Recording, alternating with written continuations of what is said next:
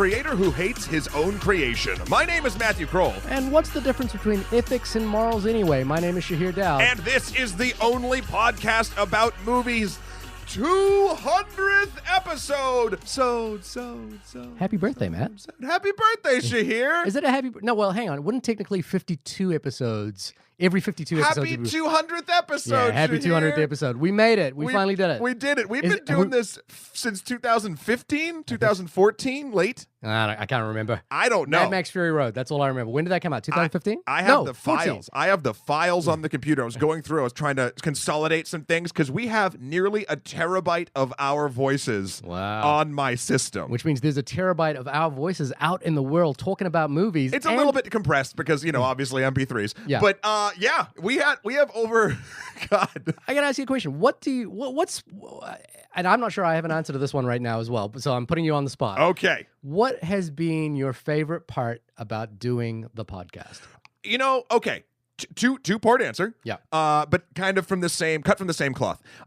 Has been I have become, and I don't know if this is, maybe this is true of you as well, but in my circle of friends and acquaintances, actually more acquaintances, honestly, it becomes a talking point. The podcast becomes a talking point, and everyone seemingly that has ever come into my periphery or my orbit, even for a second, asks how the podcast's going, say they listened to whatever episode, they loved this, and have I seen this, and this? Oh, and by the way, what do I think of that? Okay. And it's been really, really interesting because not only is that a great topic that I love discussing, but I am never without small talk at a party. And people bring it to me. Right. I don't even have to do any work. You're party famous. I'm in my own circle party famous. He's that guy with that podcast. Yeah, he's that guy with that podcast. No, they see my social posts and everything. And that sort of tertiary thing to that is honestly interacting with all y'all on the other end of this microphone.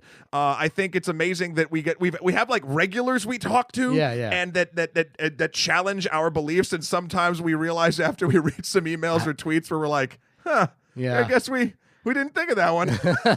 It has been really gratifying to have like the podcast go out into the world and have it, have people come back to us. Yeah. I think for me, I was just trying to think about it again, off the top of my dome. The things that I really liked are the thing that I liked really recently that we did was the Before trilogy.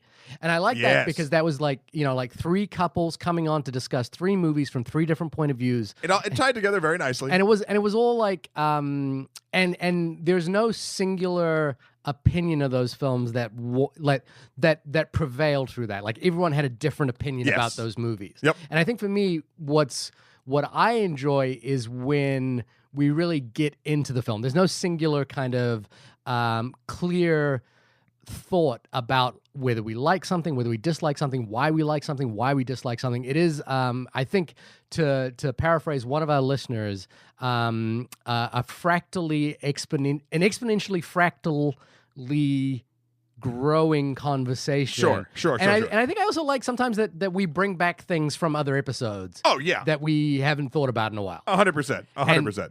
To that point, this 200th episode is going to be a special one. This is one we've been talking about for so long. It is almost as long as we've been saying we'll finish our requests. Yeah, which we still have one to do. And we still have another special episode that we promised we would do that I remember one of our listeners writing us like a whole, like structure for that episode. Right. Violence in cinema. Yep. So this is an episode called Separating Art from the Artist. And it's one that I've been thinking about a lot in relation to what's been happening in the world and how we interact with movies. Because I think the one thing about our podcast is, as we've always said, it's not a review show, it's a discussion show. Yes. And how we... And for me, again, cinema is life, and movies are kind of part of the fabric of who I am. So thinking about how I interact with movies and how I interact with artists, because I often talk, I often talk about the director and the people behind the film in relation to the film. So I think this is going to be an interesting one for me to hopefully expand on the thought process that goes into how we choose a movie. Exactly. And if you out there would like to expand our own thought processes after you listen to this discussion about the art versus the artist, can they be separated or are they the exact same thing? We don't know yet. We're going to get into it. But before that, write us in. Let us know what you think about this topic. onlymoviepodcast@gmail.com or onlymoviepod on Twitter. You can also hit us up on Facebook.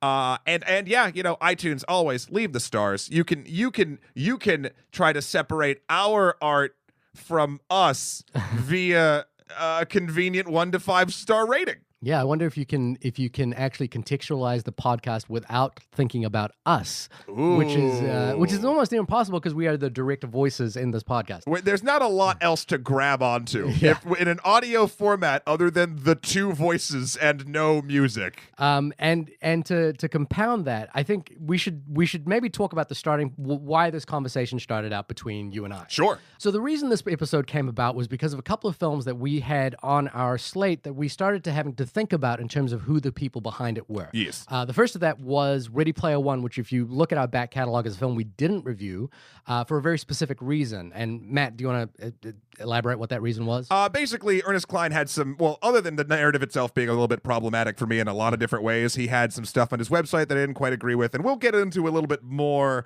of that when we get into with our guests. Okay. But then we had that go into what we just did a couple weeks ago. Bohemian Rhapsody, which obviously has a problematic author behind it, Bryan Singer. And we talked a little bit about how we negotiated that line. And I think for me the line is interesting because it's malleable, it's not fixed, and I think our approach is problematic. And so that's why I wanted to have a discussion about it. I don't know if I think our approach is problematic, but I'm not the judge of that. Okay. I think we need to bring on some folks that know about problematic stuff and in questioning not only what is problematic, but how to discuss things that are indeed problematic. And so there's no better people than Your Fave is Problematic, which I am so good. So happy to have Elizabeth and Kristen joining us from Your Fave is Problematic, because this is exactly what their podcast is about. In their own words, ruining the shit that you love. They are an absolute delight and so fun to listen to. So please listen to them in literally 2 minutes, but also check out their podcast as well. Your Fave is Problematic. And without further ado, I think we should move on to this conversation. Now, before we get into this conversation, I want to point out to our listeners that some of the material that we'll be covering in this episode is, I would say, triggering or problematic for you, could be problematic for you, the listener. And we hope that we don't cause any offense by any of the conversations that we're about to have. I guess this goes without saying, but our goal here is to discuss our relationship to a work of art and whether the artist should figure into that role. And I think one thing I want to point out with that in mind is that if at any point we endorse a work of art from a person who may have done terrible things, we don't want to have it interpreted that we are endorsing that terrible thing. Like crimes are crimes. People have done terrible things, and we want to make sure that in no way are we ever apologizing for those things. And I think we'll make that very clear as we're moving on. But yes, I agree with that. Shall we get this rolling? Let's do a Skype call. Beep bop boop beep beep. Oh, is that not how Skype sounds? No, that's not. Wait for it, and there we go. We are joined by Elizabeth and Kristen from Your Fave is Problematic, who do this on a weekly basis. As I recall from your tagline, it is "You ruin shit for everyone." Is that what it is, or it's very close. We ruin your favorite shit, right? Yeah, we like to joke we ruin your favorite things, which is only true maybe half of the time, actually. I will to be say fair, this. we're ruining our favorite things as well. So But that's also true. I will say this: you two have not ruined anything for me. I've loved going through your back catalog and especially going through your back catalog of things I love to see how you guys felt about it. So you have many episodes devoted to things I love, such as The Shining. Louis C.K. is one of the most problematic ones that I have wrestled with in the last year, and it was really interesting to hear your take on it, and it was actually very helpful for me. Dave Chappelle, and you even have an episode on porn that you did recently, which I thought was really a lot of fun. Yeah, the porn episode was actually, I think, one of my favorites we've done. It was really surprisingly interesting. so, Yeah, and we saw no dicks while we were researching for it. It was really Which is surprising. astonishing. Wow, I was so afraid of the research for that episode. I just knew I was going to be traumatized, and oddly somehow no. Actually, it was less traumatizing than a lot of the ones that we have done research Absolutely, for. yeah. That had nothing to do with sex. Well, thank you so much for coming on with us. I too have been deep diving into the back catalog. I purposely looked for episodes like Shahir sort of said that like things I love. this to sort of see what I've missed, sort of as to what its creation or things that it does. In particular, it's funny. It's so funny. Your How I Met Your Mother one, which came up in a couple episodes, but then you did the actual episode. Because I do agree that Ted Mosby is the worst, 100%. But that one really got me. And then Scott Pilgrim is one of my favorite films, and obviously I recognize that there were some definite issues throughout that film, but it was super fun. Like, you definitely caught a few, and then now I'm like, oh yeah. So no, it's absolutely fantastic. So you are the absolute perfect people for this conversation. So thank you so much once again for being here. Yeah, of course. Very happy to do so. Thanks for having us on. A quick couple of questions. How did your podcast come about? Like, what was the driving force to get together on a weekly basis to discuss problematic art? I guess I always take this question, don't I, Kristen? Yes, yes you do. We like to joke that our podcast is just more sober, better researched versions of conversations Kristen and I were already having. Okay. Kristen and I lived together until about 3 months ago, and we had a lot of conversations around our kitchen table where, like someone would be trending in the news as having said something problematic or done something. And, we kind of just sit around and like look at the greater context of like what their actions and their words were in. And we kind of found that people were really willing to throw people under the bus without doing kind of a deep dive, because context matters. Context is important, and sometimes those people deserve to be thrown under the bus. But also sometimes when you dig a little deeper, it's not quite what it looks like. But the Twitter outrage machine is pretty willing to just cancel someone at the drop of a hat. Right. And so I think we were drunk at a winery, and I told Kristen we were going to do this podcast. And we sat down to do it, and we haven't stopped for some reason. But when we started doing it, we couldn't really find anyone who was kind of parsing through media in this way. Like, we kind of saw a need for a podcast like this, or someone doing critical analyses of our pop culture. So I don't know, it just seemed right. Yeah, no, it 100% is. Yeah. And I think the other part of that, too, is I think that, everyone is kind of like learning and doing better. And, like we use the term woke on our podcast, which may or may not be played out, but that's fine. And I think part of it was just as we continued to like learn and grow as people, when we were interacting with a lot of the stuff that we, used to really have a lot of affection for, like, certain lines just don't hit your ear the same way as they used to, or you might feel more, uncomfortable watching your favorite television show or listening to your favorite artist when, when you're better educated. So I think that was the other part of it too. It was kind of cathartic for us to go back and like talk through those feelings that we were having when we were rewatching and re-listening to things that we loved. So with that in mind, now that you've been doing the podcast for a while, what's changed, do you think, for you in terms of discussing problematic artists? Like, how is that conversation? Because it feels like despite you guys being episodic and talking about individual things, it feels like it's an ongoing singular conversation that everyone's having about their favorite art. I wonder how that conversation has been evolving for you. Well, I think the biggest thing for me is I joke sometimes I can't enjoy anything anymore because I always am watching things with a critical eye now, which is great because that means I'm always taking notes on what we should cover on the podcast. But I think before the podcast, I was more able to kind of shut off my brain and just like gloss over some of the problematic elements of stuff I loved. And I am increasingly less able to do that anymore.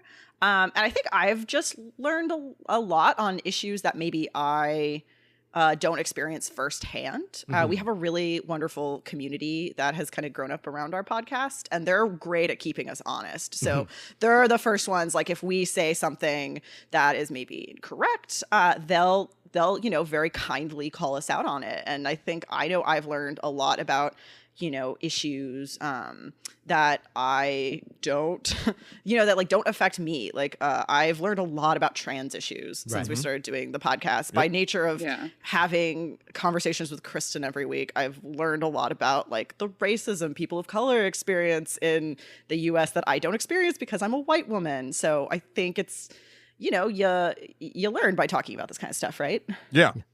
Yeah, and I wonder as well, like from that point of view as well, what has been the hardest thing to, I guess, either give up or think about differently than you would have thought about it when you weren't doing the podcast. So, like, Ooh. I guess what is your most problematic phase? What is your most? Yeah.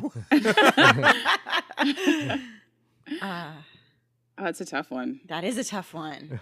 I can. Oh boy. We can give you ours. We can give you ours if you want. if you want us first. to start off.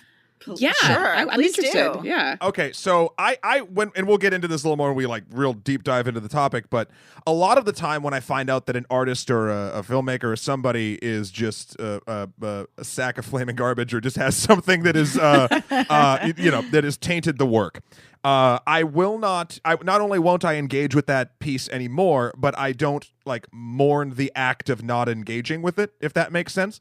The one that it even bothers me that I mourn the fact that I will not engage with it anymore, and I cannot enjoy any of the previous works is weirdly Kevin Spacey.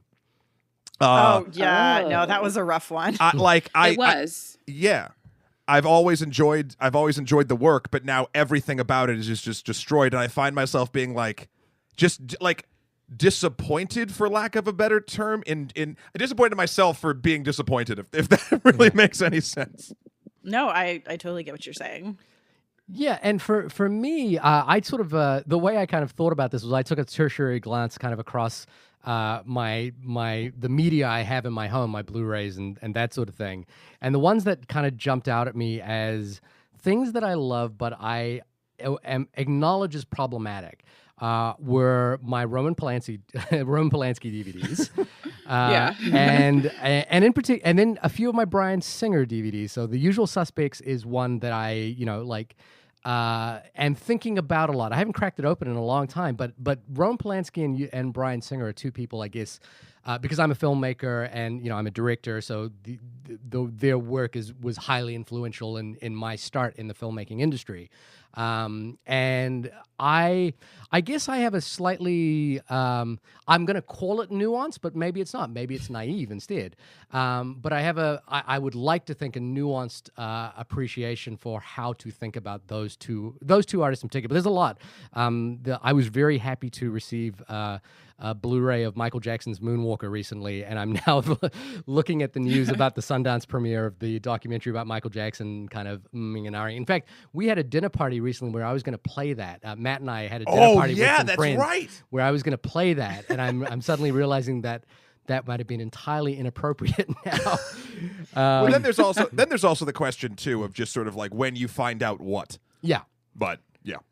And so I'm curious, was there anything that was particularly challenging in the episodes that you've done in terms of just like, but I love this thing? Ooh, that's a good question. I'm scrolling through everything right now because we've covered so many things, I feel like. We have. I think that for me, it tends to be more difficult, like, it's easier for me to be like critical of like a piece of media, like a song or a movie or a television show.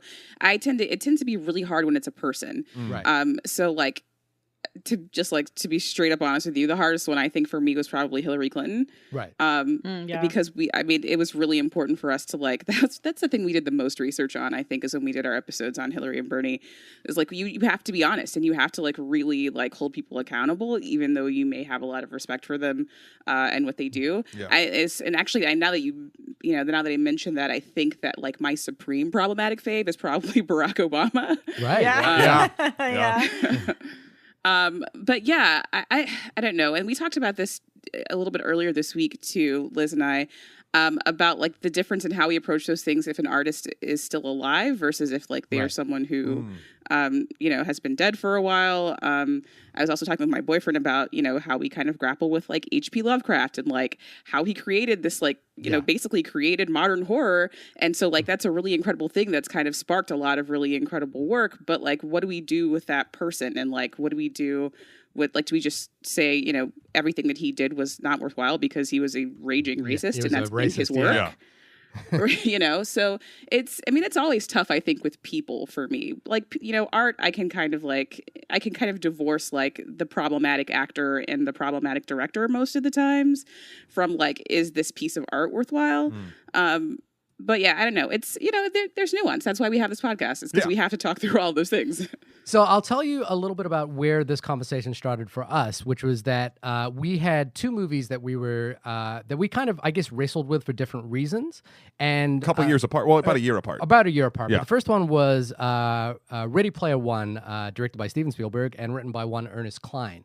And one of us had an objection to doing that film. It was me.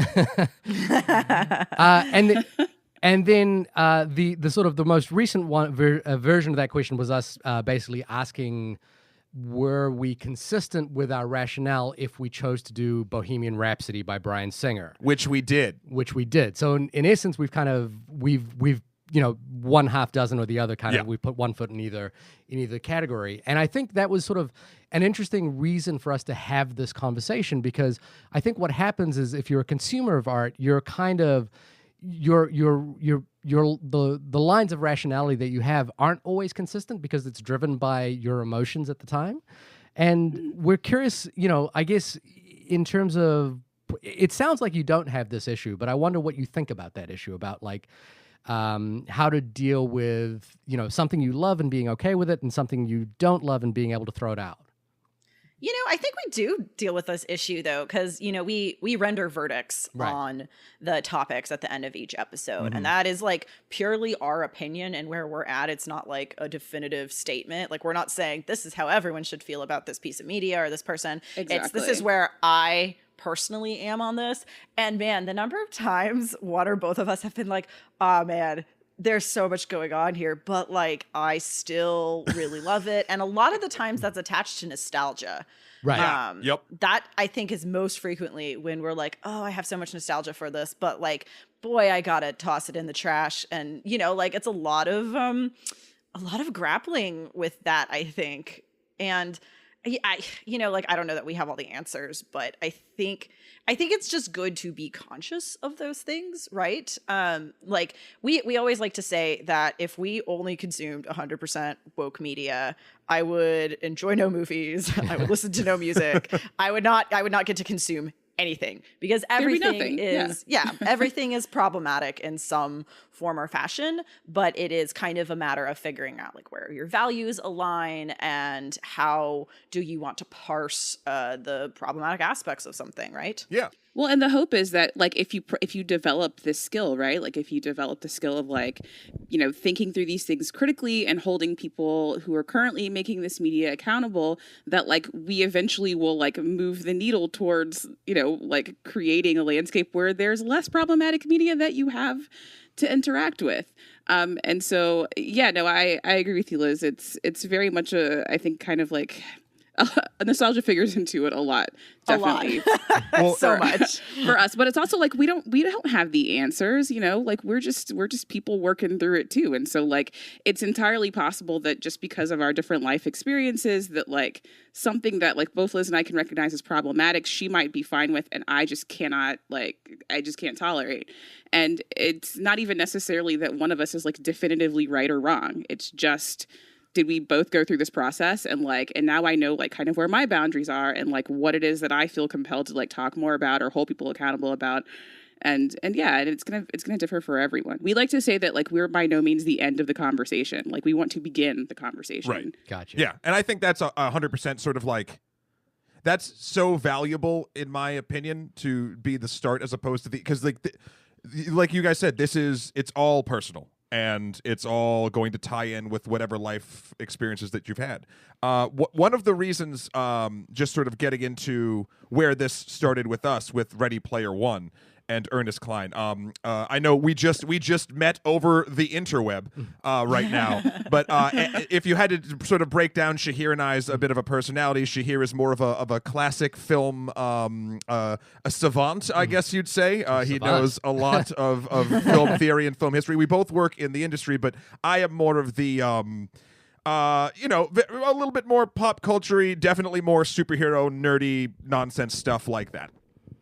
So when Ready Player One came out, and I was the one that said, no, I will not pay money to talk about this thing, Shahir was very, I feel, taken aback. I was definitely very surprised by that. And explain. So basically, how familiar are you both with Ernest Cline, the author of Ready Player One, if at all?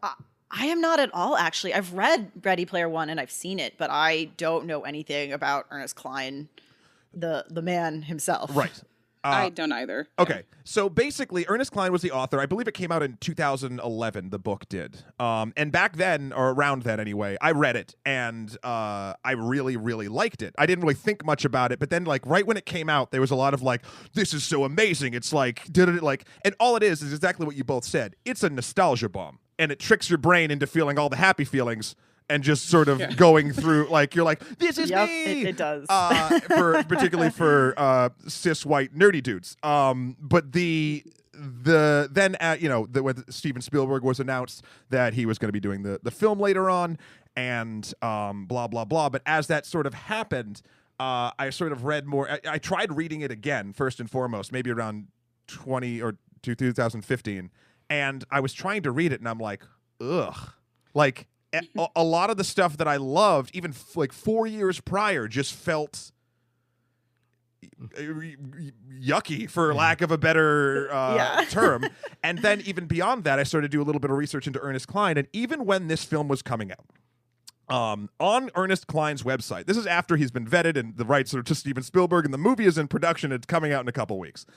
Ernest Cline still had a book of poetry literally called, and I shit you not, The Importance of Being Earnest, available on his website. Wow. Not only, I won't even speak to the quality of the poetry. It is bad. That's not the point. But it was some of the most misogynistic swill that I had ever read. And you'll start reading like a poem, you're like, this won't be that bad, other than the structure and the prose and everything. And then you get to the middle and you're like, this is a vile human being who has no idea how people work.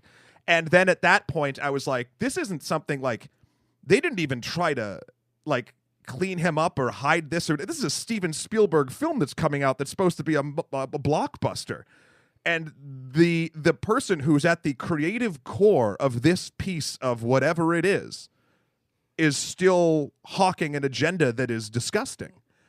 Mm-hmm. And at that point, I kind of and I very rarely drew this, I drew a kind of a hard line in the sand, being like, I will not financially support something that is so corely based in a thing that I disagree with. And Shahir made the very apt argument about sort of that kind of taking away from like our role as either critics or people discussing something, etc. And even I think if I had if I had known about your podcast back then, I would have just tuned right in and be like, how do I handle this? But so that's sort of how it came to me first. And okay, so and I apologize that you have to listen to us air our dirty laundry on this episode. No worries. But it's going to happen. But I hope you can interject. Feel free to interject at any point. I think my issue there is yes, I read the poem. I think it's called Nerd Porn Auteur. Oh yes. It is a and I'll say it outright. It's a very, very bad poem. And I also think Ready Player One is a very, very bad movie. But I think the thing I was taken aback by was the hard line to not discuss it. And I think I wanted. I thought this was an interesting point to discuss in terms of what this film was and why. And a methodology for discussing it. So again, I don't disagree with your revulsion of the material. Right, I don't disagree with, if you have a problem with the material. But what I sort of disagreed with at the point, and I think this is where that question of whether I'm being nuanced or naive has to do with how we interpret works of art when we find the artist problematic. And I think for me, the question then became more problematic the further we went down the podcast, because we then chose to do a Bryan Singer movie. Now, we discussed at detail about, who Bryan Singer was, how this might affect your reading of the film, and I think that was actually really positive in terms of how to read Bohemian Rhapsody. But so my issue didn't have to do with the material per se, but it has to do with exactly this topic, which is how do you separate art from the artist? Should you, and whether it works or doesn't matter? Right. So that's where we're coming from. Again, apologies. That's where we start. Yeah. Got it. Yeah. Yeah, it's such a tough thing because it's like do you want to go and see the movie and like first of all, what is your job, right? So like if it's your job to like critique pop culture, then like there's the argument that can be made that like, well, like part of what I do is I engage with with this, and I think as like a person, you can say, I don't want to give this artist my money, but it's also like, I feel like I'm not being very articulate here. I think the point that I'm trying to make is that this is a movie that's directed by Steven Spielberg. This is a huge, huge book that like the world already knows about. And so, is your responsibility more to like go see it and talk about it? It's not like you not talking about it is like going to like lower its profile. Yeah. Do you know what I mean? And so like, do you go out there and see the movie and then go, okay, well, this is what's fucked up about it and the person who made it, and start that conversation? Or do you say like, I'm not going to engage with this thing that could be harmful to people, and like I'm part of my act of protest is not giving it any attention? Because I think both are valid, but it's a really tough call. And there's a weird sort of thing too with the way I sort of, as we go through this, my broken Mentat-esque thought process will sort of come to light. But like, I do sort of try to put, and these are all emotional things, right? Like I'll try to put like values and percentages on things to sort of like make enough sense for me to make a decision. And in that particular one, while I didn't want to discuss the film itself, and I still don't know if that is the correct call, what I am glad that it did do was it kind of brought us to talk about the entirety of the topic more, as opposed to just talking about a mediocre blockbuster based off of a scummy man. So I am happy about that aspect of it. So, and then I think, again, we have a difference of opinion about this, but like that doesn't stop our show or anything like that. But then I wanted to kind of, really elaborate on this topic, because I think it's, as you guys kind of mentioned as well, I think sort of, I guess you would call them socially oriented public protests in the form of Me Too, Black Lives Matter, those kinds of, the Women's March. Those sorts of movements have brought to our attention the relationship between problematic art and between art and problematic artists. And I think it is now putting critics like ourselves in interesting positions to think about what does this topic actually mean, and how do we discuss this topic. And so, I obviously sort of have a critical analysis background in film history.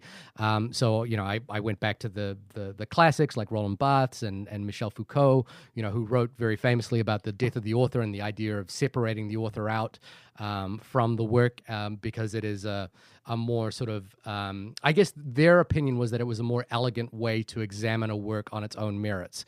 But I don't think they were, those theorists were ever really thinking about artists that had committed crimes or had that actually harmed people. I think they were talking about it more in a theoretical sense about, what is the best way to analyze something. Like divorcing an idea from a person. Yeah. And by the way, just as a side note, there's a fantastic podcast called The Partially Examined Life, which is a philosophy podcast that I listen to. And they have a wonderful episode that basically goes through all of those critics and their literary theories, and it's called Authorial Intent. So I just wanted to put that out there that, we have read all of these articles and thought about them. But in that sense, I think, and I'm going to talk about this sort of personally, thinking about a person like Roman Polanski, who is, by all accounts, an extremely problematic artist, but is one that is still making work today. I don't know, either you're familiar with his work or fans or not fans. Absolutely. Yeah, familiar. He's also one I've put in the trash, quite frankly. Put in the trash completely. Yep. I'm done with him. Yeah, bit of the same. I think it's like, it's a pretty easy call to be like, Roman Polanski is a horrible person and Rosemary's Baby is an excellent fucking film. Yeah. Right? That's true. Rosemary's Baby is an excellent film. Like, and I think that both of those thoughts can live in your head at once. Like, but I think that where it gets tricky is like, well, do we continue to consume his media? Do we continue to give him money? That's where it gets like, to be, I think, the thing that you really have to kind of hold yourself accountable about. Yeah. But like, I wouldn't throw out Rosemary's Baby because Roman Polanski is a horrible human. Right. Do you know what I mean? I don't know. It's, yeah. Yeah, I mean, like Kristen said earlier, like a lot of the stuff I think you have to consider is like, do you want to financially support this person, right? Yeah. And something that I think the two things that have been kind of getting turned over in my head a lot over the last really kind of like on the heels of Me Too is you know, when we think about someone like Roman Polanski or Louis C.K. or, you know, Harvey Weinstein, someone who was a serial abuser, you know, I think we have to ask ourselves, what artist that was, you know, in this case, usually a woman, you know, what artist were we robbed of because they were assaulted and traumatized and quit the business? Like, what are the artists who we didn't get because these men decided to, you know, assault them? I think the other part, like the opposite, like the way that we kind of counterbalance that, right? Like if we're going to say like, well, we've determined that this person is like irredeemable, but they've made good art, is to, I mean, I think that you can like, for instance, when I watched Rosemary's Baby and when I watched Get Out, I was like, oh, this feels very much like Rosemary's Baby, right? So like the idea that like Polanski made a film or like, you know, created like an aesthetic or whatever, as far as like that type of like film or that type of horror, that like that I mean, it just was influential and there's no way to deny that. But what you can do is you can elevate artists who typically have like been marginalized and not been elevated, who like maybe were influenced by some of like the good art that horrible person created. Like you can elevate their work and you can start to put those people on. And it's almost weirdly a kind of like form of reparations, right? A little bit. Yeah. Yeah, no, I can totally see that. Yeah, I mean, I think one of the most, we didn't review this year, but I think one of the most formative pieces of media that I saw that kind of helped think about this idea was Hannah Gadsby's Nanette, the stand-up special, which came out this year. Yeah. And I think Hannah Gadsby has a really powerful take on, you know, like, so I have a lot of theoretical ideas about the totality of a human being and whether the totality of that human being plays into the art that they make, which is the kind of the point I wanted to make with Roman Polanski, which is that I, you know, and don't in any way want to mitigate the terrible, terrible things that he's done. But to look at the totality of his life and to sum it up in one event or one case, I think is a difficult way to examine it. And I don't want to suggest that that is not a correct approach, but I think that is the sort of, when I think about Roman Polanski and the film Repulsion, for example, which is a formative film of mine, it occurred much earlier in his life, and it has a different narrative in terms of who Roman Polanski was or how we think about Roman Polanski at the time that it came out. Now, again, that's sort of taking a very sort of microcosmic look at the artist, but I think the reason I do that is I believe that no human being is summed up entirely by one action, and although the action that Roman Polanski, you know, that we're all sort of not really saying at this point is that he, you know, raped a young girl, is certainly an absolute hard line in the sand in terms of the worst things a person could do.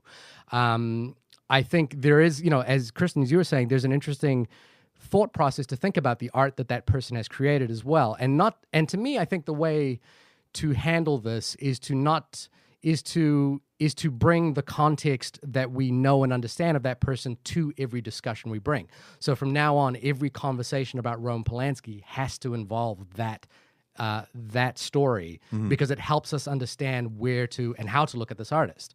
Absolutely, yeah. You know, and I think the thing that Nanette, Hannah Gadsby's piece, really illustrated to me was that while I guess it's a counterbalance to what I'm saying, which is that while I, as a critic, am thinking about a person's art in relation to my response and my relationship to filmmaking and art and creativity and all those things, what Hannah Gadsby says in Nanette has to do with what happens to the victim of this person when their art exists in the world. And I think that was a point that I hadn't really thought about until she articulated it as powerfully as she did in that special. And so I wondered what you guys thought about, you know, like because I guess a lot of the times we're talking about criminality, right? We're talking about people who have done terrible, terrible things. And those terrible things have victims. Well, they have people who have been genuinely affected about them. So what happens when you are the victim of Roman Polanski and then he goes on to win an Oscar some 15 years later for Best Director while living basically outside of U.S. jurisdiction for the crime he was, may have been convicted for? And I'm curious what you guys, I mean, if you saw Nanette or if that sparked any part of the conversation for you. I actually haven't seen Nanette, and it's not because I didn't hear it was fantastic. It's because I am, for a person with a pop culture podcast, I am very bad at pop culture, actually. It's a running joke on the podcast that usually I haven't seen the movie until I sat down to watch it for the podcast. But, I think that is a question we do have to ask. Like, how are the victims of, these people who, committed crimes and assaults and that kind of stuff against people, how are they affected when they see them kind of out in the world again and continuing to work? I think that's the big thing for me. Yeah. Is like Rosemary's Baby, which I admittedly forgot was by Roman Polanski because, again, I'm very great at pop culture. That's a fantastic movie.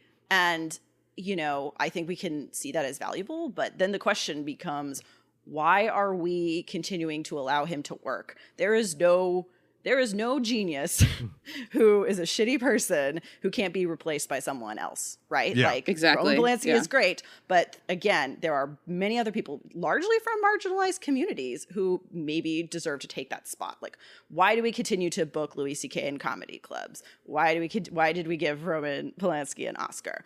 Which is not to say that like that stuff isn't still good. Like, you know what I mean? Like I there's some of Louis C.K. stand-up that I still like makes me laugh till I cry, right? Yeah, but the absolutely. difference I think is between like lauding someone and recognizing that they had that they gave us this good artistic thing. Like there's a difference between like elevating someone and putting them on a pedestal and like continuing to like give them awards and instances like that versus saying like, well, we can recognize that thing that they did at that point of time was important and influential, but that doesn't mean that we have to keep employing them. And it doesn't mean like we can learn from like that good thing they gave us. And then we can elevate the people who learned from it. But we don't I mean, no one needs to be giving Roman Polanski money for movies anymore. And no one needs to be like releasing I don't give a shit about anything else that Roman Polanski is going to make for the rest of his life. I don't fucking care. Yeah. But I do like Rosemary's Baby. And I think, we keep saying that like that's his only movie. And obviously it's not.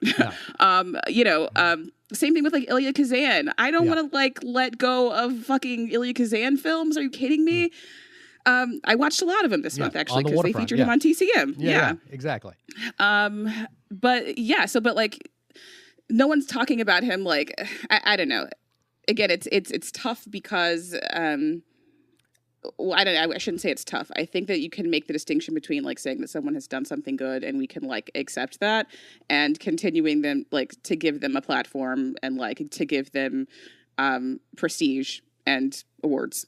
And I exactly. I was just going to say it is that continuation of a career once all of the horrors have been released into the world. And even going. Sorry. No, go for it. Oh, I would say, I mean, that's an important thing to consider is like what kind of like reparations and apologies has this person made? I keep going back to the Louis C.K.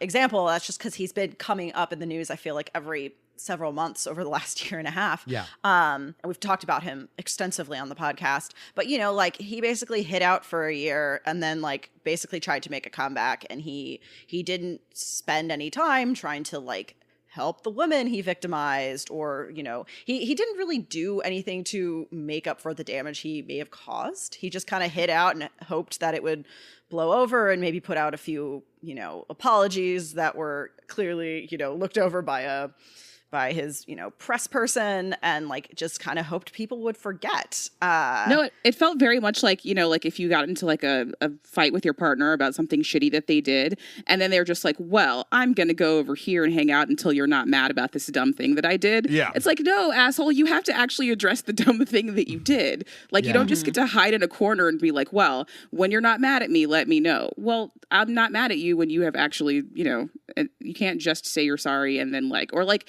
I don't know, it feels kind of like very like putting your victimhood or the way that someone has victimized, putting it back on you and saying like, well, when you get over this, then we can talk, which is bullshit and also abusive in a way. The most interesting thing about the Louis C.K. Stand-up that came out recently that was leaked about, he was basically in some clubs in Long Island recording like a sort of a light set, was that I think the thing that's always been amazing about Louis C.K. as an artist is I think that he has integrated himself and a persona into his work that is contextually correct. Like it feels like he's always kind of put himself in the work in a certain position that feels appropriate to who he is, like the lovable schlub who occasionally thinks dumb thoughts. But what was unfortunate about that position, that stand-up that came out, is that there is this massive context around who Louis C.K. is now, and there's been this opening, this floodgate that is opened about what we actually thought about that man. And unfortunately, the thing that was sort of so baffling about that, listening to that piece, was that he didn't include the context which we were all thinking about.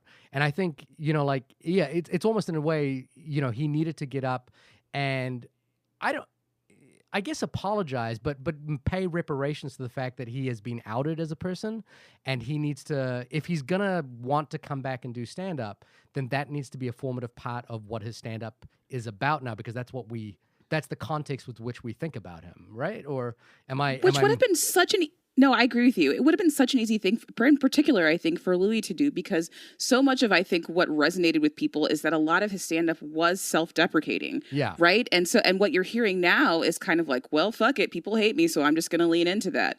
And like, I'm just going to lean into being like the big bad. I'm going to lean into being like this, like the bully. But it has like a more sinister kind of like, I'm powerful and I have money, and so I'm just going to like, embrace, I'm just gonna like keep doing the bad, like the bad things that you assume about me, as opposed to like, I'm a shit human being, isn't it funny how I'm shit? Yeah. I don't know. Well, especially because some of his comedy prior to like the news kind of hit, like Louis C.K., everyone in Hollywood knew what was actually going on with him. Like that was old news. But when it, finally blew up, like it was surprising because he had these great bits. Like I still to this day love the bit about how like being a woman dating is like dating a bear. Like right, it yeah. might maul you. Yeah. And that is to this day one of the most succinct ways I've ever found to explain to men what it is like to be a woman in the world, and like to go on dates with like men you don't know and just like interact with men. It's like, yeah, like you're all fucking grizzly bears who might maul me at any second, but I'm just gonna try and like hope I don't get mauled. Like it is one of the most easy ways I feel like for men to understand what the experience of a woman is. And then when you find out that he was an actual grizzly bear who was mauling right, he women, was the fucking like, bear. Oh. yeah, like that's horribly disappointing. And so, it's like, he seemed like in so many ways he was someone who got it.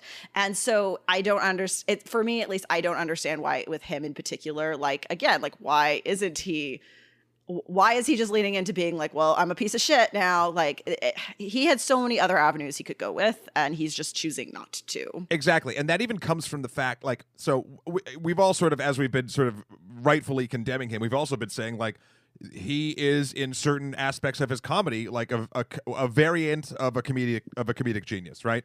There's a bunch of ways that I would trust in his skill to not only come back or try to come back, but do it in an apologetic way that's actually helpful for either victims or people adjacent to his like there's 100% a way that could have been done. He could have taken the time he had off to do work to help his victims, to help other victims, to do something. It's in his public persona previous to these allegations. Like that would all make sense. It would all be, quote, on brand. But instead, he came back and did. And here's the other thing: a lot of people, I think, the conversation about this sort of spun a little bit sideways based on the content of his comedy in this Long Island Comedy Club. I am a firm believer that you can joke about anything, but you have to be able to do it and have to be a master craftsperson and frame it in a way that makes something funny or does tension release, etc. The bottom line about his set was not only did he not do anything to come back and sort of help the people that, or even the group of people that he victimized, his set was offensive and garbage. Like it wasn't I actually I don't know about that. I think his sit was exactly what Louis does. It's exact, but the context around No, his I sit has disagree changed. because what Louis does was take stuff that is a sort of what he did. Yeah.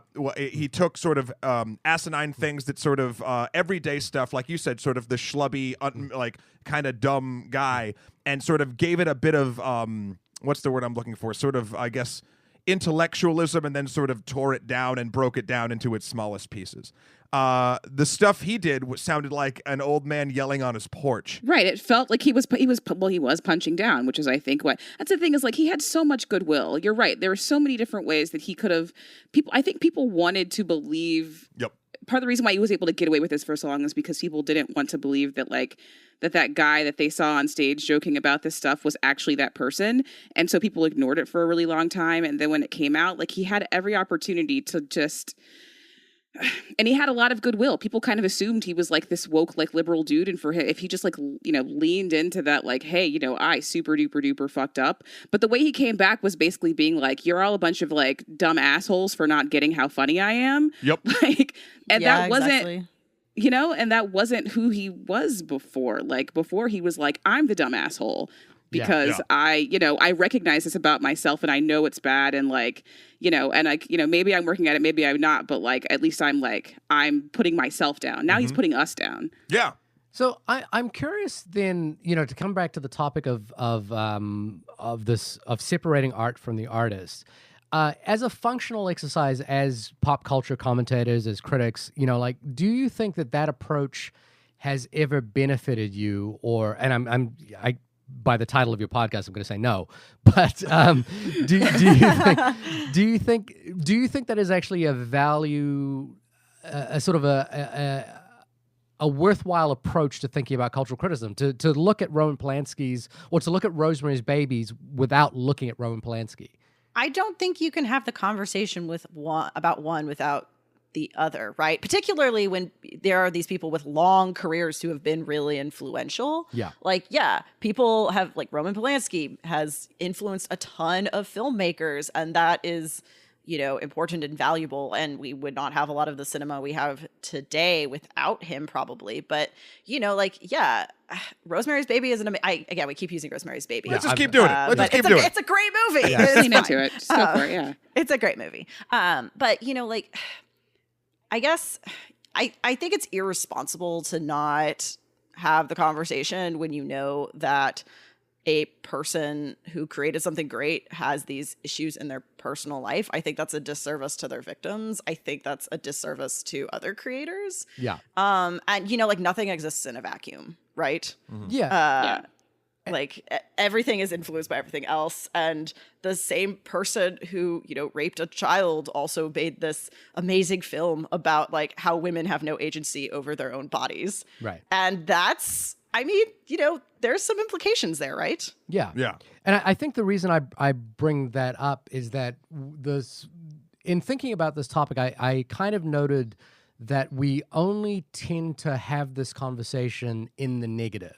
So when someone's done something bad, we start talking about separating art from the artist and how to, like, pull those two things apart. But when someone does something great, we sort of are happy to kind of associate that individual and the great thing they did with their art, right? Like, so if for example, and this is a weird example because it's a backhanded one, but this always happens around. And this person is problematic in so many ways, and this whole I'm so interested in what you're saying. I have no idea where this is going. This whole conversation is kind of like a hall of mirrors, by the way. But whenever a Tom Cruise movie comes out, you will often see in most media outlets stories about things that Tom Cruise has done that are kind of amazing. Like, there's stories about how he saved a person from being trampled during a press conference, or how he jumped out of a plane and broke his leg but kept on running. You're like, and I think He's just got a good publicist. He's got an amazing yeah. publicist. But I think, like, so let's take Tom Cruise out of the equation. But when we hear about artists who create work that we like do amazing things, we're always quite happy to then implicate their art into who that person is.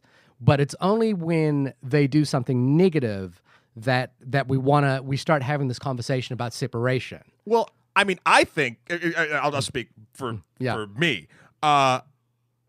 You're 100% correct. Like, what is it? Like Benedict Cumberbatch like stopped a mugger, so we're like, oh yay, or like something like that. But like when it's a negative thing, what we're trying to do by distancing the art from the artist is protecting our own. I'll say our own morality. Not even morality. My own feelings towards a thing, because my feelings towards said movie haven't changed really until they start seeping in more and more. So if I can just separate myself just enough away from this, I can still enjoy this thing. Like that's sort of like my real my inner dumb child trying to justify it. It's wholly selfish. I mean, that's the thing. I mean, at least it is for me. I don't want to speak for everyone. But again, that's like, I think that's partly why we're doing what we're doing is like, it's like little fun baby steps in holding ourselves accountable. Yes. Yeah. That's what I mean. It's like the easiest way of doing that. And like, I mean, I don't mean to diminish that because I feel like, at least for me, like just having done this fun exercise has been transformative for me as a person. Like it just kind of, it strengthens that muscle, that accountability muscle, personal accountability muscle in that way when you consume media. But yeah, I mean, like, of course we do that because it feels good, right? Like, and I don't know that I feel super strongly that like if there's somebody that I love and they get like good press, then it makes me love their work more. It's just kind of like confirmation bias, right? You're like, well, I knew I loved them, and so this just adds to that. Mm-hmm. Yeah. Terry Crews very much is that person for me, right? Like every time he like tweets something super super rad, I'm like, oh God, I just love Terry Crews. Give him all the jobs. Yes, exactly.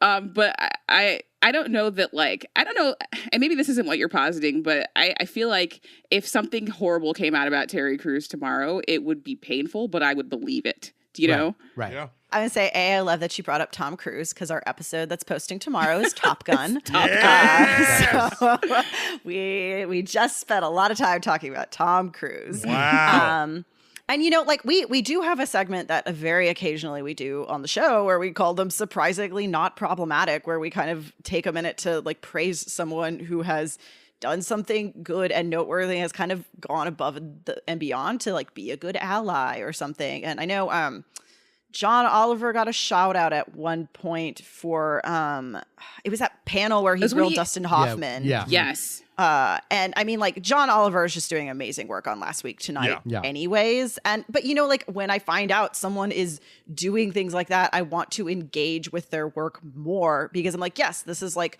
the voice we need. This is the kind of content I want. I'm going to engage with this more so I get more of it. Cause like where your money goes or where your views go matter when studios and networks are looking at what TV shows are they going to renew? Like what movies are they going to release? That kind of stuff. Like that matters. And so like, yeah, like if someone is rad and doing rad things and I also happen to like their work, I'm going to engage with it more. And I think, yeah, Kristen's right. It is a little self-serving, but it's nice to enjoy good media and have, a relatively clean conscience also. Yeah. Right. Yeah. And I guess the reason the next extension I thought about that, and this is where I kind of burrow myself into a weird rabbit hole that I think I'm not sure how I feel about this. Exactly. You know what I mean? I think this is an ongoing problematic conversation for myself personally. But for example, my understanding of Roman Polanski growing up, and I'm just bringing back Roman Polanski because that's a sort of a point for me. It's not the reason we're here or anything like that. But Rosemary's Baby is great. Yeah. Well, the thing it is. Yeah. the thing about Roman Polanski, and I guess the reason I started thinking about this topic in the way that I started thinking about it is to do with the totality of someone's life, and what is the total experience of someone's life. And at this stage, up until Rosemary's Baby, the narrative around Roman Polanski is that he was a Holocaust survivor, an orphan child who ran around in war-torn Poland after his family was killed, and made himself and managed to get away from Poland and was adopted and decided to channel his sort of abandonment into his artwork and made these amazing films like Knife in the Water, Repulsion, The Fearless Vampire Killers, which isn't that great, but and then like Rosemary, and then eventually culminating with Rosemary's Baby. And then the story after Rosemary's Baby has to do with his victimhood, because the narrative, the story that we all might be acutely aware of is that his entire family was murdered by Charles Manson. His pregnant wife was murdered by Charles Manson at his home. And so the films following Rosemary's Baby, for example, Chinatown, there's a sort of a pretty powerful scene in Macbeth, which is a murder. We frame it in his victimhood. But then, of course, in I believe it was 1979 or whatever, whenever he was caught, for molesting a young girl, the narrative switches over his life. And there's an interesting story about that event, which was in a documentary called Wanted and Desired. And the thing that was interesting in that documentary is actually being withdrawn from public consumption now because one of the prosecutors in that documentary admits that the reason Roman Polanski is in jail, was sought by American extradition, is not because he wasn't convicted of his crime, but because the Attorney General and the judge had made an illicit agreement to change the rules of his prosecution. Oh. So it's more complicated than we want to give. Again, I don't want to mitigate anything about the girl being, she was a 13-year-old girl and he's a 42-year-old man. That is just, that is a hard line in the sand. But the reason I bring this up is that when we do this work of separating art from the artist, or thinking about separating art from the artist, we think about it in the context of a single event. But there is a totality of experience and I think if we are, as critics, going to have this conversation where we are talking about artists, we should, in some ways, do ourselves a disservice by not fully understanding the context and just reacting to one thing. You know what I mean? And I know that is an odd response to Roman Polanski, and I don't want it to in any way shape the idea that what he did wasn't bad, and I don't want no one to think about that. I think everyone should be thinking exactly about that. But I think I hear you. I think this is something that I've been thinking about a lot, actually, in the context of R. Kelly. Right. And so someone who has been accused of something very similar to Roman Polanski. And I watched that, 6-part documentary about R. Kelly, and the first part deals with his own trauma and deals with the fact that he himself was sexually abused. Right. And it doesn't ever, it's never presented as this is an excuse for his behavior or and I think that a lot of people kind of already understand that folks who end up being abusers are typically people who have themselves experienced abuse, right? Right. And so that and it's not so much that it's a mitigating circumstance. I think that you can understand that about a person, and also understand that the way that they moved forward from that was criminal and awful and unhealthy. But I think that it's a good thing to talk about. I think it's important to talk about because I think it kind of helps you, just what helps society in general kind of understand how to best help people to kind of head off the negative, what's what I'm looking for? The negative expression of that, for someone who has been victimized, if we can understand that most people who are predators were first victims, and we can talk about that and understand it and not just go, no, they were born a monster, then it helps us not make more monsters. Yeah. Well, and I mean, something Kristen and I talk about a lot on the podcast is we all contain multitudes, right? You can be a person who does good things and also does really terrible things. The two aren't mutually exclusive. I know the Bill Cosby rape allegations were really rough for me because I loved the Cosby Show growing up. He was America's dad. And Claire Huxtable is one of my early feminist icons. And it's really hard kind of, grappling with the fact that this man created this character who was so formative for me in such a positive way, but also he did these horrible things and the real work he did to help Black people, right? The number of Black comedians and and the number of Black people he sent to school probably could fill a college, right? So you're right. People do contain multitudes. And so I think that, like, I don't know, it kind of feels like we've gotten away from this idea that we can hold more than one thought in our head at once, right? Like, it has to be this or that. It has to be black or white. I think that was the theme of 2018. The interesting thing that I sort of when I attack a thing like the topics we're discussing and the people that we're discussing, and I don't know if this is correct. I go back and forth on whether or not this sort of system I've built to keep myself sane is correct. But it's kind of based chronologically for me. So let's say. Let's go. It doesn't even matter. A director that I like is accused of something truly atrocious. Okay, I found that out, a year ago. Therefore, since then, I have not engaged or actively done anything with that person's stuff. But I also tried for my own sanity and for the things we've all just sort of said. All three of you just sort of said about like human beings do contain multitudes. So in that. It sounds weird to say honoring that, but I'll say that like honoring that theory or honoring that fact or however you want to put it, not necessarily the person who's problematic, but the fact that people are a multitude of images of themselves. I will then sort of be okay with, you know what, as long as I'm not actively helping this person continue their nightmare fuel, then I'm okay depending on what it is. If I can do the mental gymnastics to get past the act and still enjoy their art, I'm okay with sort of engaging with the art of them previous. Now, I know even I said in the beginning that I have not really been able to do that with a lot of people. Even with my Kevin Spacey analogy, I can't really go back and watch. Like, I love Baby Driver. I can't watch Baby Driver. Yeah. So like. I guess what I'm saying is that's the kind of thing I want to be able to do, and that's what I've tried to sort of strive for. That's my like cold logic sort of way that I've sort of done the weird human math in my brain, but that's not how emotions work. And I wrestle with that all the time because since we can't, it seems, and I'm guilty of this so much, have more than one thought in our head. Like, we need to compartmentalize.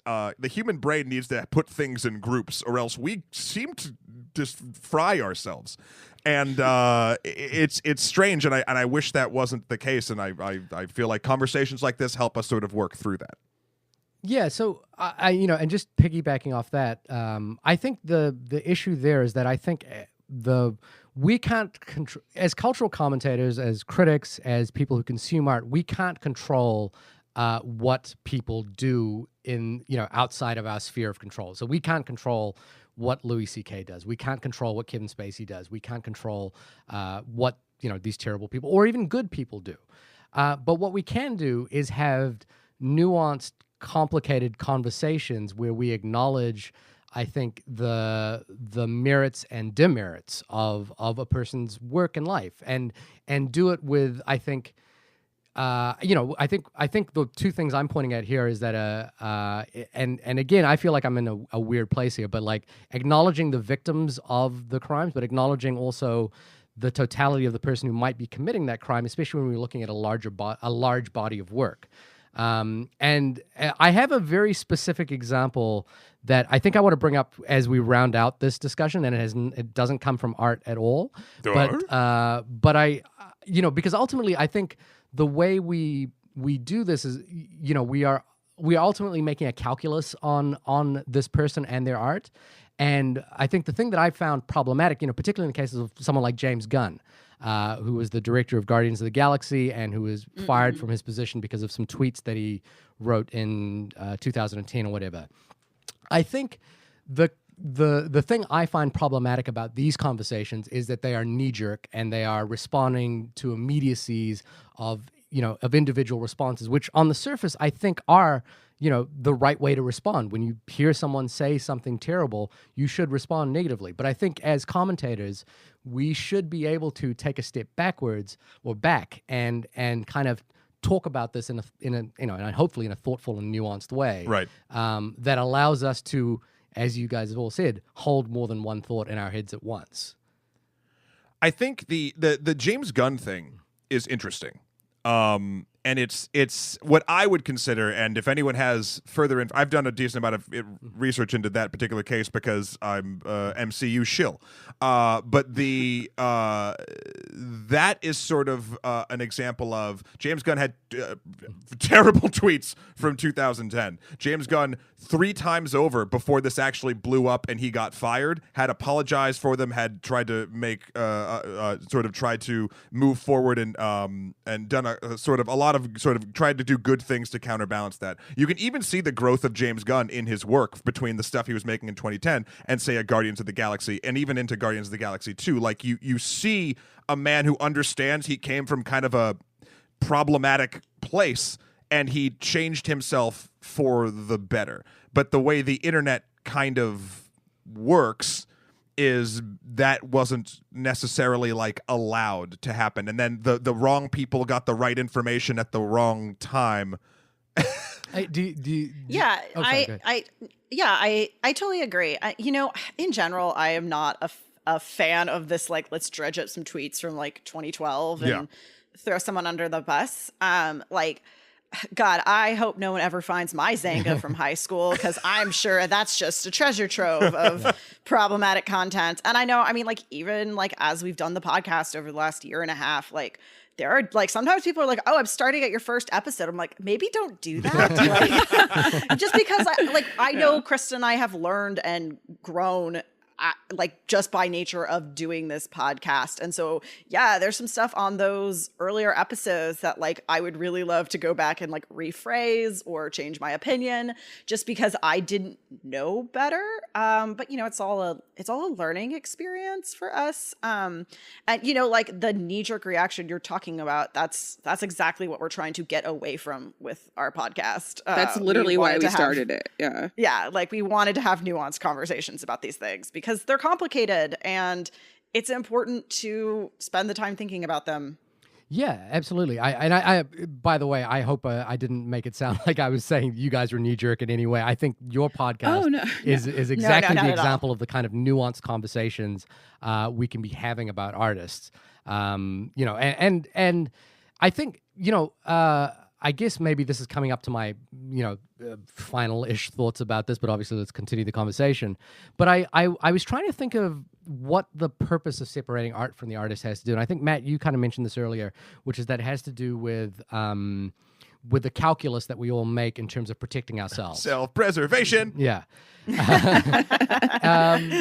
And I started thinking about that in much, much broader terms. And I wanted to think about it in really broad terms because ultimately art is a sort of voluntary, in most cases, a voluntary consumption. We choose to engage in it. We're not Clockwork Oranging this. We're you're not having to sit down for the Ludovico technique. And I think that calculus has to do with ultimately, and I'm phrasing this in the words of my 3-year-old. Which is that, yes. Is this person a good guy or a bad guy? Which is kind of how my 3-year-old phrases everything right now. But wait, what did you tell him about me? Definitely bad. Definitely bad. The worst. No, but the person I kept thinking about was a story I'd heard many years ago on a Radiolab episode, and then I've read a couple of articles and books about him recently. Is a chemist by the name of Fritz Haber. Have any of you heard of Fritz Haber? No. So no. Fritz Haber is a German scientist from the early 19th century, who basically without whom none of us would exist today. Fritz Haber pioneered a process which allowed us to extract fertilizer from the air, which was something that wasn't able to be done prior to his doing. It's called the Haber-Bosch process. And again, if I sound like I know what I'm talking about, it's because my wife is a scientist who has made sure that I understood all the science in all of this before I got on this podcast to talk about it. Good. Yeah. The Haber-Bosch process basically allows you to extract nitrogen from the air with minimal resources, and there's an estimation by a governing science body that has said that at the time that he developed this process, the population was estimated to top out at around 2 billion people. It was at 1.7 at the time, but there was no way that human life could sustain the food needs of more than 2 billion people. But because of his invention, we are now at the point where we have 7.8 billion people on the planet, and it's directly related to this particular invention, which sustains food which is still the primary process for how food is produced and sustains our population to this day. Okay. So it's the one of the single most important technological advances that is created the growth of our species. At the same time, Fritz Haber was a devout patriot of Germany, and I figured this is where this was going. In 1912, he joined. He campaigned to join the German war effort, and pioneered chlorine gas as a weaponized form of destruction, basically.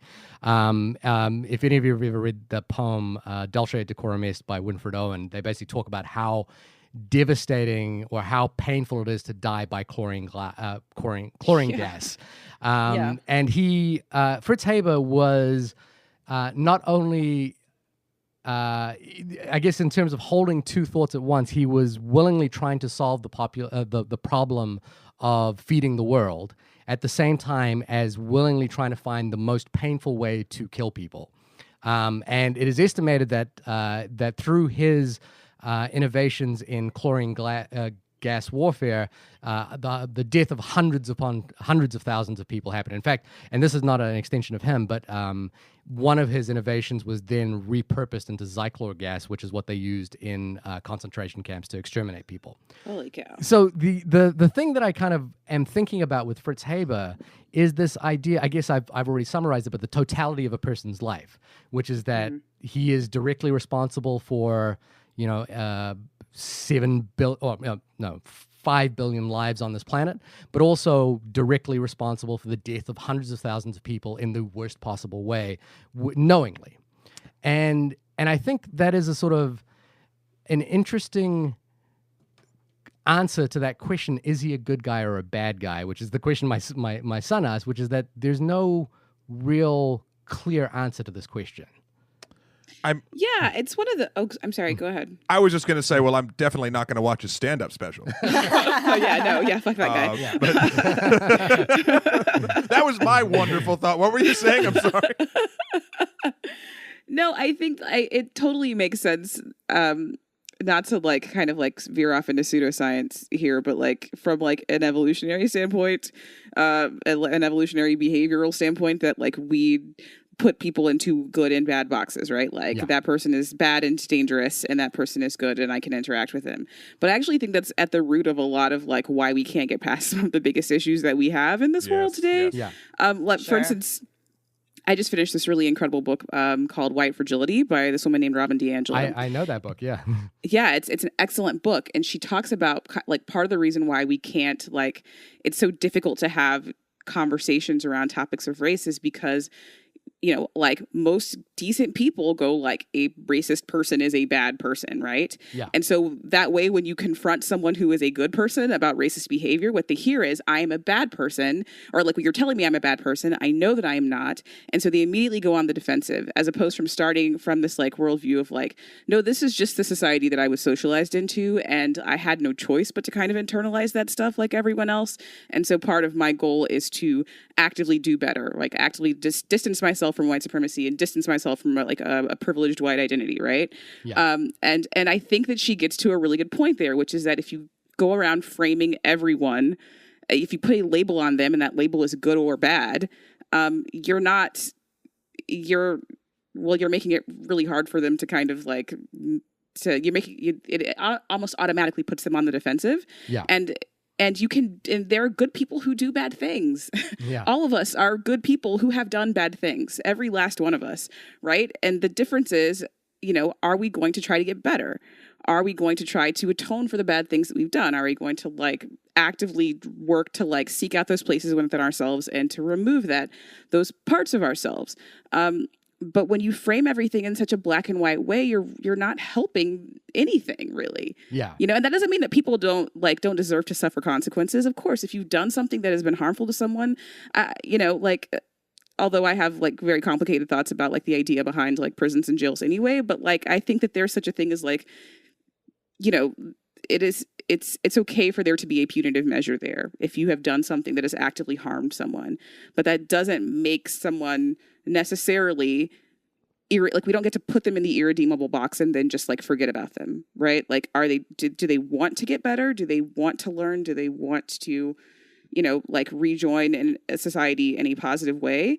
I think if they say no and their actions say no, then that's a different discussion. But we can't just automatically break one way or another. It doesn't help anything. No, I agree. Shahir, real quick, just to sort of help me compartmentalize this particular scientist that we're talking about, was the the fertilizer creation process, was that before or after developing chemical weapons? I believe it was before.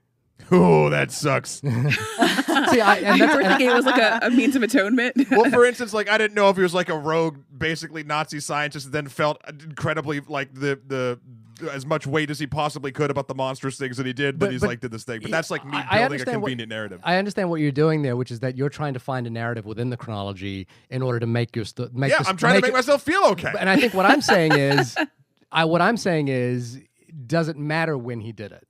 In my weird way, in my weird logic-based way that I talked about before, that I want myself to function, it does. Of course, it doesn't. Like that, just I can't do that. Right. But that won't mean that I won't still. Again, because I am a human, I will keep rallying to try to do the thing I know will never work. To Kristen's point about talking about punitive damage in crime, I just read a book called Just Mercy: The Story of Justice and Redemption by Brian Stevenson. Anyone? Yes, I just bought that, but I have not read it. It's an absolutely incredible book. It's really, really worth a read, and it's being made into a movie as well.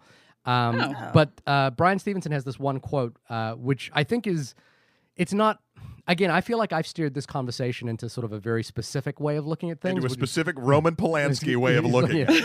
I don't. This is basically the Roman Polanski podcast. I don't want to make it about just the way I look at things, because I think this is obviously based on a multitude of way people look at things. But Brian Stevenson's quote is, "If each one of us is more than the worst thing we've ever done," and I think that is sort of, I guess, where I would come from when looking at, I guess, canceling culture and thinking about art versus artist, and how we do that separation if we need to. But similarly, one of the most powerful experiences I had this year was after seeing I saw Nanette like 2 or 3 times this year. I think it's I'm sad that we didn't review it on the podcast, but I think it was one of the most extraordinary pieces of media to have come out this in 2018. But after seeing Nanette, both Matt and I went on a work trip to Bilbao in Spain, and we visited the Guggenheim Museum there, and I saw and Hannah Gadsby has this like really long monologue about Picasso and Picasso's life, and how she just rejects Picasso outright because of his relationship with his mistress, who I believe was 17 years old at the time. Her name is Marie-Therese Walter, and there was a painting at the Guggenheim that was of Marie-Therese Walter that I didn't know, and all of a sudden the context with which I looked at that painting was framed by the conversation that Hannah Gadsby had in her stand-up special. And I think it was a really powerful experience to not just walk into a museum and look at a painting, thinking about, oh, Picasso, this famous artist that, we all should know about, but really understanding that there's a nuance to this that I wasn't aware of, and there's an entire story to this person who's in this painting that I would have never considered had I not listened to Hannah Gadsby's special. So I think, I'll hand it over now, but my closing thoughts are, your fave is problematic, I think, is doing extraordinary work in terms of giving us the context around artists whom we think are problematic or who are problematic. And the role of cultural critics, I think, is to fuel that discussion, not necessarily by outrightly rejecting the work, but if we aren't going to reject the work, it is our responsibility to do due diligence and to explain the work in the best way we can to our audience so that they can then make that decision. I'll hand it over for you guys. I'll stop proselytizing. Okay. Well, I guess. Well, wow, we've been going for a bit. Yeah. A little bit, yeah. Yeah, a little bit. Yeah, So, it's all good. Kristen, Elizabeth, since we're solving this entire thing in this one podcast, I guess my sort of final question to the both of you is, throughout this conversation, throughout all the hours of conversation that you've had on your podcast about this very specific topic, what is the one thing, or at least a thought or a thought process that you keep coming back to sort of like maintain your sanity while also being sort of I'm not trying to blow smoke or anything, but sort of like champions of discussion in a weird way. You know what I mean? Like what do you go back to like that? I mean, I think there's a few things. One of the things we say a lot on the podcast is when you know better, do better, which means that if someone corrects you or something comes to light that you know is a problem, it's okay that you didn't know before this moment that was, discriminatory or whatever, but like, now. So act accordingly, correct your behavior moving forwards. If you've harmed someone, apologize sincerely to them for it. Like if once correct your behavior, and it's okay. Like, be kind with yourself, I think, is the other big thing, because we're all learning. Like, no one's perfect. I regularly, the number of times I'm editing an episode and I go, boy, I wish I had phrased that differently, is frequent, let me tell you. And, like, we're all learning here. No one's perfect, and it's okay to make mistakes. But, like, be conscious of it and just try and do the best you can. And, and think critically about what you're doing, and make sure you're making, I guess, informed decisions at the end of the day. Yeah, I think that's very much it, right? Like, I mean, and I think the other thing too is I wouldn't say that it was necessarily our goal at the outset, but I certainly kind of feel like, at least personally, is like a little bit of like a mission for us now, which is like to just help people, like, again, like, strengthen that critical thinking muscle, right? And like develop that critical eye, so that like that is something that you can bring to the media that you consume and the people who make it, and hopefully that will like change the landscape moving forward, right? Like if the audience is demanding better, if the society is demanding better from people and better for media and better from artists and everyone really, that's what's going to make the difference. But if you can't identify where the issue is, if you can't identify what's problematic about it, then you're not going to talk about it. You're not going to call it out. And so in that way, and kind of like, not to like, blow this incredibly out of proportion, but in that way, it can be kind of like an effective tool for change, generally. And I think that the other thing that's kind of like come up for me a little bit in this conversation, which is something that we talk a lot about, separating the art from the artist, but maybe that's not necessarily what we're doing when we're having these conversations. Is we're just getting a fuller picture of who the artist is and how that informs what they've done, and then whether or not it's still a responsible thing to champion and enjoy such a thing. But it's not even like separating those two things. It is actually seeing who that person is in their media, and whether or not there has been a shift that's happened. I feel like I'm rambling. Sorry about that. No. That was spot on, Kristen. Yeah, agree. I'm glad you said that. That was spot on. Awesome. Yeah, no, 100%. Oh, thanks. Yeah, and now we have to change the title of this episode, unfortunately, from separating the artists to mixing artists. Yeah. Well, or not. Or not, question mark. Last question for the both of you. And I think, I don't know if this is a tradition on your podcast, but the episodes that I listened to definitely had these. So I'm going to give you this real quick. Oh, no. I think I know where this Ready? is going. Here we go. It's Fuck, Marry, Kill. Yes. Okay. Art. Great. Artist. And verses. Wait, what? Yeah, how do you do anything to verses? This is completely subjective. I can give you mine. Okay. So I think it'll be helpful. Yeah. Okay, here we go. So I would marry the art, because the art is the thing that not only do I probably have nostalgia for if there was something that problematic came about at the artist, but also it's the thing that I can relate to the most. I don't know any of these artists personally, so whatever. I would fuck verses, because that just seems like it would be energetic and a real good time. And then the last one I would kill the artist, because some more discussions that we've been having I don't think it would ever make the art better, but it would make my enjoyment of it simpler. And in my lizard brain, that sounds like a good idea. Okay, I think I'm picking out what you're putting down now, and I tend to agree with you, which is that like the art is what like stands the test of time, right? So the art is what you marry. The art is like the good nugget in the center. I think that in almost, speaking as an artist, I think in almost every instance it is best to kill the artist, right? And I think that a lot of times when the artist doesn't a lot of art is masturbation. And so like if you kill the artist, you're more than likely, especially at the end of the process, you're probably going to end up with like something better. Right? Like if you can remove the artist's ego. Right.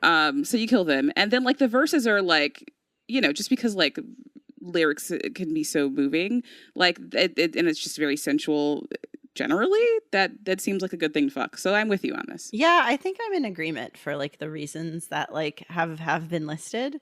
I will add that I think like with the fuck the verses, like you wanted a little adversary, a little fun tension. Yep. So like I think that's a solid choice right there. But yeah, like I too am an artist, and Kristen's absolutely right. Like a lot of times there's a point where the artist needs to be removed from the art and just let it stand. And some artists are better about removing themselves from the art than others. And so I'm just going to do them the favor and just take it out. It's about the artist knowing the exact time to kill themselves, right? Like, so like you want part of the artist in there up till a point, but most artists like they don't have the ability, like the self-reflection to be able to go, and this is the point where I fucking just stop, right? They don't have that. So if there's somebody there who could maybe kill them in that moment, that'd be super. If the artist is like really self-aware, they can kill themselves.